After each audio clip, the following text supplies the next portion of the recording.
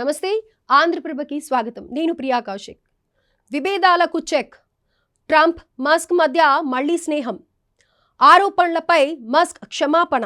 Musk private phone call. సారీని accept చేసిన Trump. Donald Trump Elon Musk మధ్య స్నేహబంధం మళ్లీ చిగురించిందా అంటే అవుననే చెప్పొచ్చు.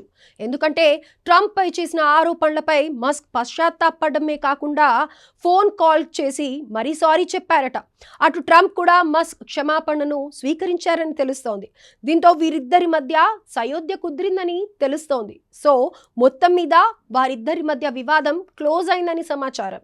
అమెరికా అధ్యక్షుడు డొనాల్డ్ ట్రంప్, టెక్ దిగ్గజం ఎలన్ మస్క్లు మళ్లీ దగ్గర కానున్నారనే సంకేతాలు వెలువడుతున్నాయి. ఇన్ని రోజులుగా ఈ ఇద్దరు స్నేహితుల మధ్య పచ్చగడ్డి వేస్తే బగ్గుమనే పరిస్థితులున్నాయి. సోషల్ మీడియా వేదికగా పరస్పర విమర్శలు చేసుకున్నారు. దీంతో వీరి వివాదం ఎటువైపునకు దారి తీస్తుందోనని యావత్ ప్రపంచమంతా ఎదురు చూసింది. కానీ ఇంతలోనే మస్క్ ట్రంప్ను క్షమాపణలు కోరడం, బాధపడుతూ ట్వీట్ చేయడం మరింత ఆసక్తికరంగా మారింది.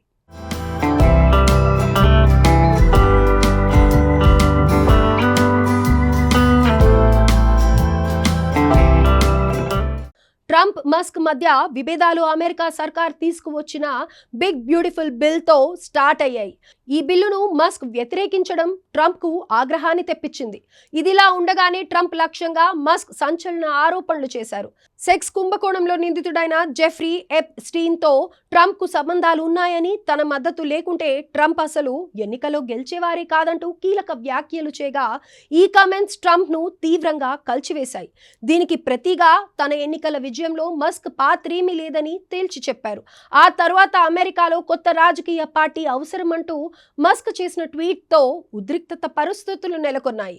ఇక ఈ వివాదం ఇంకా తీవ్ర రూపం దాల్చకముందే మస్క్ తన వైఖరిని మార్చుకున్నారు.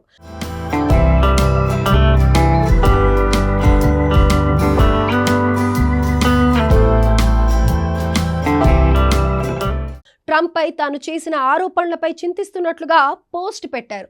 ఇవి చాలా దూరం వెళ్లిపోయాయి అంటూ విచారం వ్యక్తం చేశారు. అయితే అంతకు ముందే ట్రంప్కు ప్రైవేట్ ఫోన్ కాల్ చేసిన మస్క్ క్షమాపణలు చెప్పారంటూ అమెరికాలోని కొన్ని మీడియా సంస్థలు తెలిపాయి.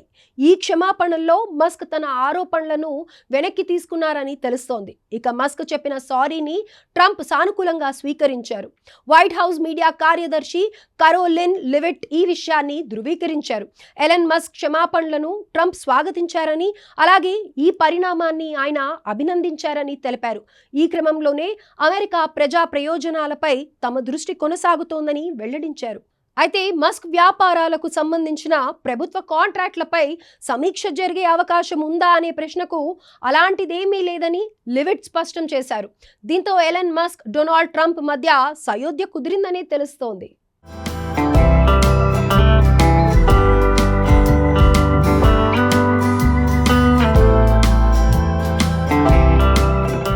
కాగా ట్రంప్ మస్క్ మధ్య నెలకొన్న వివాదం తర్వాత కుదిరిన సయోధ్య వెనుక రాజకీయ, వ్యాపార ప్రయోజనాలు ముఖ్య పాత్ర పోషించాయని తెలుస్తోంది.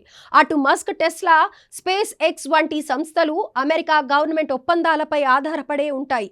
ఇటు ట్రంప్ కూడా మస్క్ వంటి దిగ్గజ వ్యాపారవేత్త సపోర్ట్ పొలిటికల్గా చాలా కీలకం. సో ఇప్పుడు కుదిరిన సయోధ్య ఇరు వర్గాలకు చాలా ప్రయోజనకరంగా ఉండే అవకాశం ఉంది. ఇక ట్రంప్ మస్క్ మధ్య కుదిరిన ఈ సయోధ్య దీర్ఘకాలికంగా కొనసాగుతుందా, లేదా మరో వివాదంతో గాడి తప్పే అవకాశం ఉందా అనేది భవిష్యత్తులో తేలనుంది.